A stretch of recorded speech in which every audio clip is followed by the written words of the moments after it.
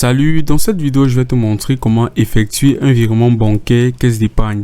Alors, vous avez deux options qui s'offrent à vous ici. Vous pouvez effectuer votre virement bancaire sur l'application caisse d'épargne ou encore sur l'espace client caisse d'épargne. Si vous souhaitez poursuivre votre virement bancaire caisse d'épargne sur l'espace client web, ce que vous allez faire déjà, c'est vous rendre sur la page d'accueil caisse d'épargne et là, vous allez venir cliquer ici sur espace personnel. En cliquant dessus, on va simplement vous demander de vous connecter. Là, basiquement, ce que vous allez faire, c'est entrer les identifiants de votre compte juste ici. Et là, vous allez venir cliquer sur le bouton valider. Et là, vous serez connecté à votre espace client caisse d'épargne. Ce que vous allez faire lorsque vous serez connecté, c'est venir rechercher l'option virement qui va se trouver dans la barre de navigation horizontale que vous pouvez voir juste ici. Vous allez venir cliquer sur virement. Et là, ce que vous allez faire par la suite, c'est saisir le montant du virement souhaité. Alors, par la suite, ce que vous allez faire, c'est sélectionner le compte à débiter en cliquant sur depuis votre compte. Vous allez avoir une petite image ici. Là, vous allez entrer la somme du virement. Ici, vous allez voir depuis le compte. Vous allez choisir ici le compte à débiter. Et là, tout en bas, vous allez voir ici vers le compte. Ce que vous allez faire ici, basiquement, c'est choisir le compte qui va recevoir le virement.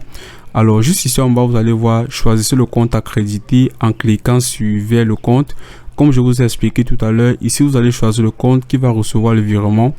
Puis sélectionnez au choix. Alors vous allez venir cliquer ici dans l'application vers le compte et là vous allez avoir deux options. Alors la première option ici c'est mes comptes. Ceci va vous permettre de pouvoir effectuer un virement entre vos comptes caisse d'épargne ou encore ceux d'un autre établissement.